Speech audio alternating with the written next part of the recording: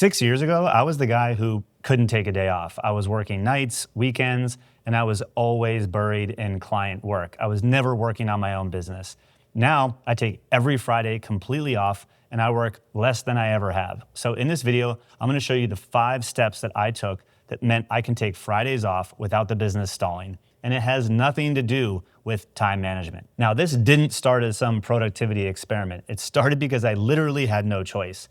COVID hit and Fridays became the kids' support day. I had 2 kids at home, and so I needed to be there to support them. So I had to make the business work in 4 days. And that forced the first and arguably the biggest step. So step number 1, the one that nobody wants to do because it's not sexy, you have to design your life first, your life goals, and then build your business around it in order to support it. Most agency owners borrow someone else's number, like a 50K month goal or a 100K month goal, and then they design their calendar in a way to deliver and chase that goal. Instead, I built what I call the business lifestyle return.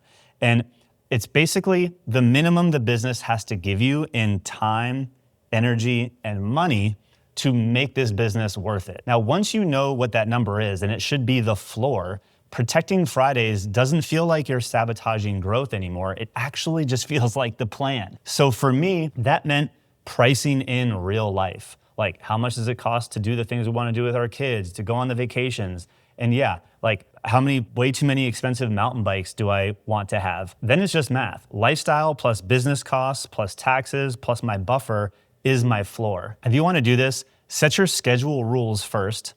Decide where your energy goes. Like, what sorts of, when you're working, do you want to be creating content like this? Do you want to be working with clients? Like, how do you want to spend your energy in the time that you want to be working? And then calculate your floor number, right? This is the least amount of money that you're willing to take if you get that schedule and you get to work on all the things that matter that you enjoy doing. Now, I actually just wrote this all up in a simple Notion worksheet so that I can reference it all the time, so I can remind myself of the business and what success means to me. If you want a copy of it, you can grab it with the link below. Now, once I knew what I actually wanted my life to look like and that income floor number that my business had to hit, that's when I actually did the scary part. I made it real on my calendar, which brings me to step number 2. And this is where most agency owners say they want time off, but then they keep the calendar open just in case.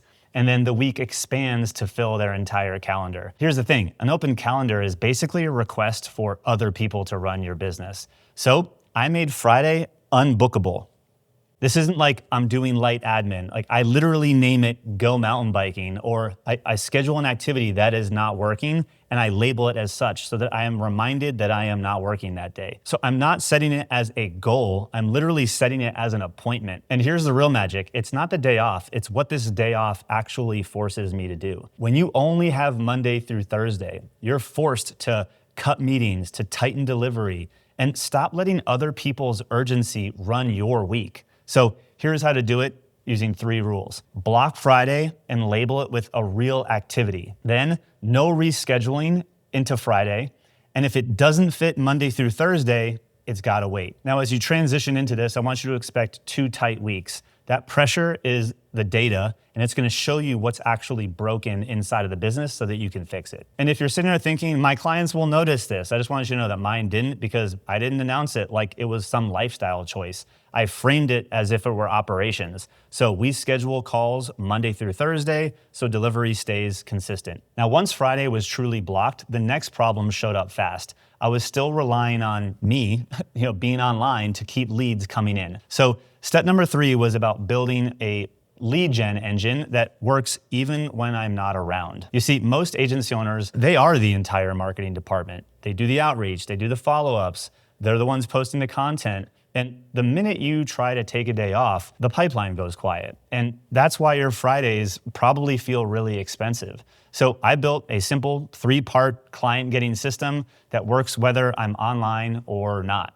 Number 1 is one compounding channel. I chose YouTube, all right? YouTube feeds my email list, which is the second piece of the system, right? So all of my videos, all of these, right, feed into emails that I'm sending each and every week. I send anywhere from 3 to 5 emails a week so that I can stay in front of my prospects.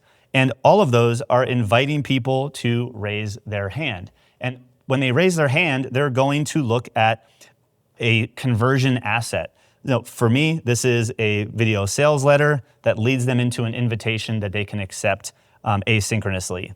Now, if you're not doing asynchronous sales yet, that same asset can just go to an appointment and you have a Zoom call where you make the sale. Obviously, this requires you to be working. I just wouldn't have those calls be available to be booked on a Friday. Now, once this engine is running, you can totally add short form content. It's completely optional. I look at short form content more as distribution. It really supports the entire system. It's not the system. And the beautiful part is I've got videos from 6 years ago that still bring leads today. That's the whole point of these videos. They're working for me while I'm out riding my bike on Friday or at night when I'm spending time with my family. Now, if you want to build this, here's the simple version. I want you to pick one compounding channel and commit to that for the next 90 days. YouTube, podcast, blog. Then every piece of content has one next step: to get a template or a calculator or register for a webinar, something that's going to capture their email. Then I want you to at least once a week send an email, usually with value plus a little bit of proof with an offer invitation, right? Then we need to add one conversion mechanism. If you haven't ever created a VSL yet, I recommend starting with like a monthly workshop or a monthly webinar. But if you're already doing those, you could totally do a pre-recorded video sales letter and have that give them the offer doc. Now, once leads were coming in without me, the next bottleneck showed up real quick, and that was just focus. I still had to deliver and market inside of 4 days, and my calendar was really fragmenting my brain. So step 4 is how I actually fit the work into 4 days. I theme my days. Now, most owners, they don't have a workload problem. They actually just have a context switching problem. They'll go from sales call to a deep work block to checking in on Slack to quick admin, and then they're trying to create content in these little cracks. And you never really get anything done. Like, there's no real focus. Everything just takes longer. So I split my week into 2 modes. There was maker time, which was deep work, content, building systems, creating delivery assets. And then there was manager time, where I did calls, I'd work with my team, I had sales calls or do sales activities, made decisions, and had meetings. The point here is pretty simple. Stop switching modes all day. Switching is what makes a 4-day week impossible. So here's an example of what my week looks like. Monday, I handle marketing. It's a maker day. I'm planning, I'm scripting, I'm filming YouTube videos, I'm writing emails, I'm building lead magnets. Tuesday is my manager day. It's when I have calls with some clients. I have team meetings. If I have any of those, I do sales activities. On Wednesday, I look at that as delivery blocks. I'm working on client success related assets. It's focused, it's batched.